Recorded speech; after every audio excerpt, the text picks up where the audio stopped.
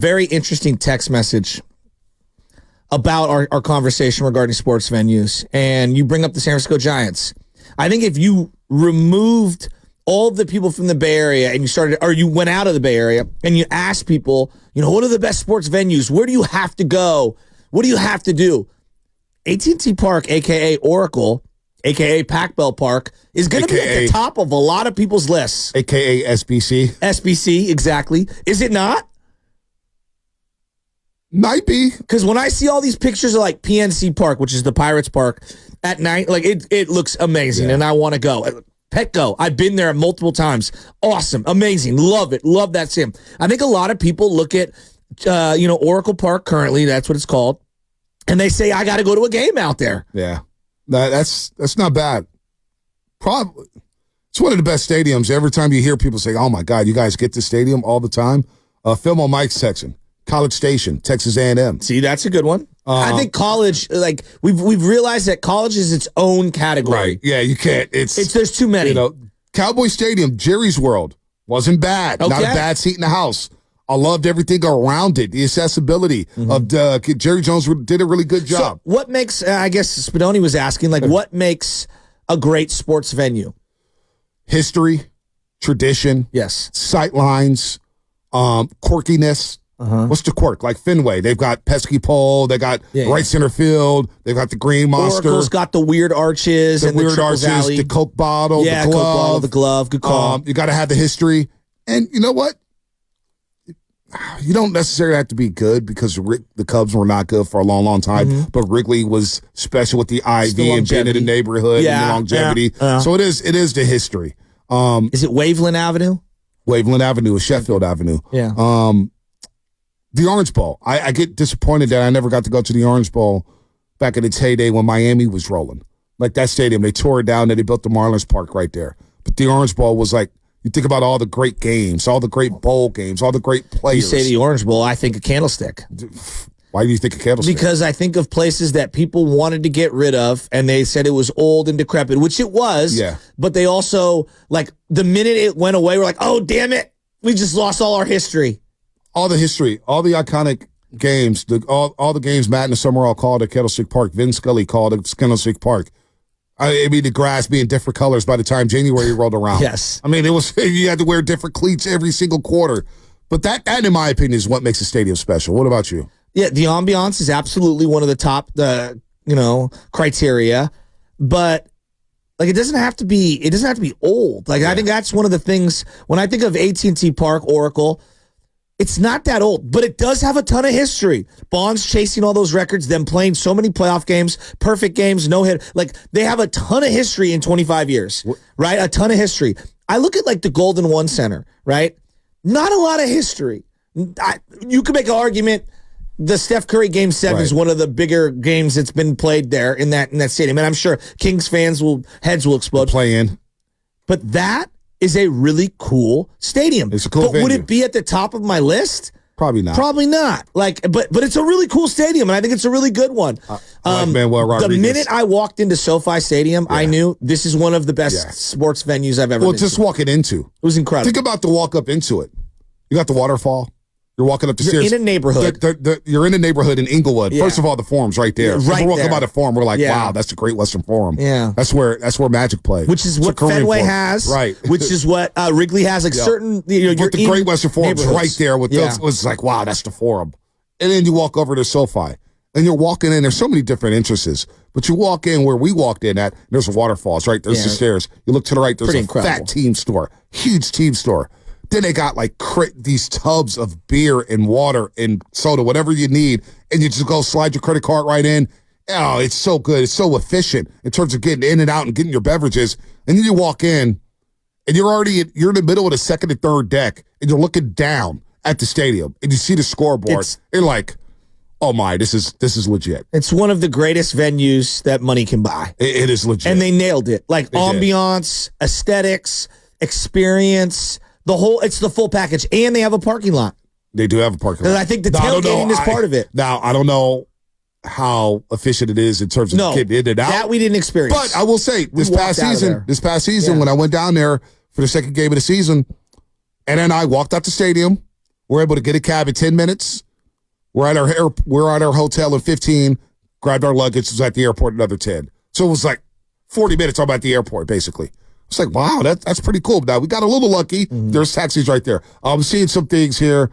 Since you said I'm morphing into a 75-year-old white guy, some folks are saying you're missing Talladega Nights, Bonte Daytona 500. But you know what? I do want to go to Talladega. I do want to go to the Daytona. I do want to go to the Daytona 500. I love how the Florida came out of Sam immediately. Hey, listen. That's actually a big regret that I have for my 4 years in Miami is that I never got out to Daytona. Break that down to me. Honestly. Why would I want to go there? Well, honestly, just real quick before we get to the calls, Kyle and Muna, hang tight. I remember watching the Daytona 500. Wasn't that the race where Dale Earnhardt Sr. died? I watched the entire race because it was like Dale Earnhardt's trying to win it. He was in the race and his son ended up winning it, right? And then Michael Waltrip was right there. All his buddies. There was nothing on TV. I was like, you know what? And I used to play the video game NASCAR because I thought it was kind of cool. Daytona 500. Hell, Team Jordan just won Talladega. Team Jordan. He was jacked out of his mind. They won Talladega. Unbelievable. So that is a good bucket list item. Daytona 500. And that here, the tailgating. Oh, I'm sure the crowd there's got to be so much fun. I mean, first off, it's a NASCAR crowd plus a Florida crowd. That's a great crowd. Have you ever done Sonoma Raceway? Yeah. I've never done it. It's all right. It's all right. It's not bad. Because I know there are a lot of loyalists that love it. Yeah, it's not bad. It's only a road course, though, so yeah. It's not bad. Sam, I didn't know this was your wheelhouse. I used to, back in high school, I was kind of a NASCAR redneck, so I got into it. It was fun. Yeah, the road courses. What is it? Interesting. Watkins Glen and then Sonoma. Yeah, I think those are the two on the NASCAR track. Sam, I learned so much about you. I did not know I know this much about NASCAR, actually. No. And Bristol, what about the Bristol 500? Which one? Bristol. Vontae's unloading all of his. You might have you on that one. I would watch Bristol. That one. Is that what it's a quick one. It's like the quick oval. What was it? Pocono too. Pocono, the triangle. Yeah. I always like Pocono. That's a good one. That's as well. what is that? Where is that? Pennsylvania? Is that Pennsylvania? Correct. Poconos? Yes. Yeah. What is going on here? Hey, our NASCAR. It's the most NASCAR talk ever on 95.7 When I say I'm well-rounded, folks, I mean it. I'm well-rounded. Jeff Gordon, baby. Vallejo. Stop! I covered a NASCAR press conference one time at Ghirardelli Square. And so what? I walked in there, and there's these dudes with cowboy hats and cowboy buckles, and they looked at me like, what the hell are you doing in here? And I looked at them and said, I don't know what I'm doing in here. It was very uncomfortable. What are they doing here? The cowboy hats and buckles at Ghirardelli Square? It was, yeah. Yeah, it was a place that I probably... Don't talk about that. Let's just go to Kyle and Walnut Creek. If you guys know, Hi, Kyle. What's going on, guys? How are you? I'm good, Kyle. Big chillin'. Having some fun. How are you?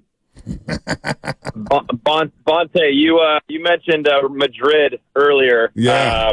I was very, very lucky to be able to go to El Clasico last Sunday. Wait, you were at El Clasico? At that new stadium? You were there? Yeah, at the new stadium. We were 6 rows behind the goal. I could see Antonio Rudiger's like he could if he were looking in our direction, he would be able to see me or anyone. We were that close. It was absurd, man. So can I ask you? Can you explain to Shasky the scoreboard, the stadium, the grass, and everything like it? Because it is unbelievable. It looks unreal. Dude, if you're a soccer fan or not, you walk into that stadium. And you don't even have to understand the history of Real Madrid to just have your jaw drop. It is absurd how many people are there. It's 6 stories high. They build up, not out, in that stadium. So you got people stacked on top of each other. And then on top of that, you get to mix it up. They're playing Barcelona. I mean, wow. Think of the biggest rivalry you can think of in American sports and multiply that by 50. Wow. The fans in Madrid are unreal, and you can't. This is something I didn't know until I got there, but in Spain, in La Liga, you aren't able to drink inside the stadium, so you have to drink before. And you have thousands and thousands and thousands of fans, 20 or 30 of these bars around the stadium just going nuts before they all walk in, and then it's just all about football. It was unbelievable. So if you ever get the chance, go to the Bernabeu if you ever end up in Madrid. It was a life-changing experience. Oh, my gosh, Kyle. I'm so jealous. I'm so jealous. You got to, Shasky, you got to Google the stadium. The stadium looks unreal. Unreal. Good call, Kyle. Let's go to Muna in San Francisco. Muna has a venue that I love. Muna, what's happening? Hey, good morning, gentlemen. I'm going to call, I got to say, the granddaddy of them all, the Rose Bowl game. So not just the Rose Bowl, because I was there last Pac-12 game, Cal versus UCLA, 30,000 people. Not great, but to go New Year's Day at the Rose Bowl, it's beautiful, it's sunny, and one cool thing about it is, in terms of the attendance, it's split down the line, 50-50. I went for Oregon versus Ohio State, and I've never had an experience like that, just with the history, the field, the experience, and, college football is not big on the West Coast, but for some reason, being barely sober from the night before and getting there, it was a great experience. Was that the Rose Bowl with Terrell Pryor at quarterback for Ohio State? Terrell Pryor, he ran crazy. Yep, that was the one. Yep, against who's Marcus Mariota? They shut Oregon down. Yeah. Oh yeah. So I was going for Oregon, but it was a great game, and it's just a great experience. And it's sad that we'll never quite have that again with the Pac-12 and the Big Ten. But it was a great experience. I love that. What are you laughing at? You bring up Terrell Pryor, and it's just as a thrower of the football, he just wasn't there as a quarterback. I just think of him and that quarterback option he had on the very first play from scrimmage against the Steelers. And Polamalu bit so hard. He ran like 90 yards. It was the longest ever. I think Cam Newton might have broken it. I actually thought he was a decent receiver. No, he was. I thought he had a lot of talent at quarterback.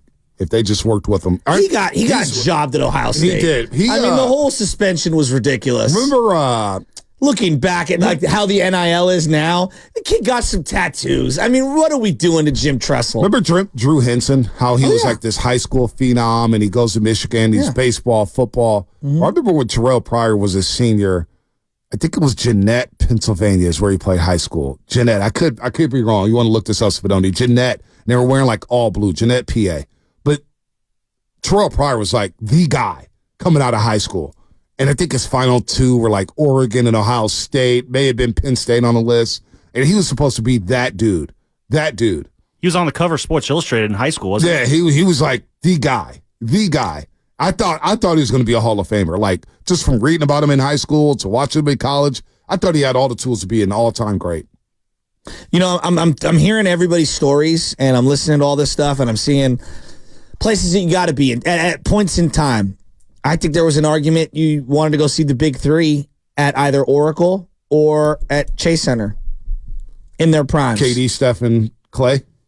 Dre, Clay, and Steph, I think for a lot of people. Big three. Yeah. No, it's been some good times here in the Bay Area. Because in my mind, like I'm thinking about like, I'll go to the United Center and see Jordan, you know what I mean, and Pippen in their prime. I don't even go to United Center. I go to Chicago Stadium. Okay, fine. Mike Kolsky, our good friend Mike Kolsky, used to tell me stories. His dad used to take him to games at Chicago Stadium, and the players would come from under the court, kind of like Minnesota, the barn, where they come upstairs.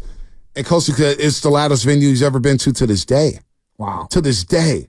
Now, you brought up, I'm surprised we haven't even brought up the Super Bowl, maybe because the Niners lost. But just being at the Super Bowl. But see, the Super Bowl, it's a corporate crowd. And I think it's a disservice to the fans who spend all their money, all regular season, all playoffs, and they don't get to attend the Super Bowl because of the outrageous prices. I don't even know if this, it's up there. I don't even think it's a top 4 or 5 Niner game I've been to. And they lost in overtime in the Super Bowl. And that's an absurd thing to say. I know that sounds absurd. And I'm not trying to, I've been very lucky and very blessed to be able, I had season tickets forever to go to lots of games. And they lost in overtime. And in terms of experience, the Lions game was better. Coming back from 24-7. Yeah, that one was. I was gonna go. I've been to way better games for the Niners. In terms of just the atmosphere being different, you know. And it's to your point about the corporate crowd. Yeah, it was frustrating because it feels like the real fans aren't allowed in, and money gets the cash, the casual fans in there. And it does stink. We've been fortunate watching the big three, not only at Oracle or Chase, but what about in Boston and Toronto?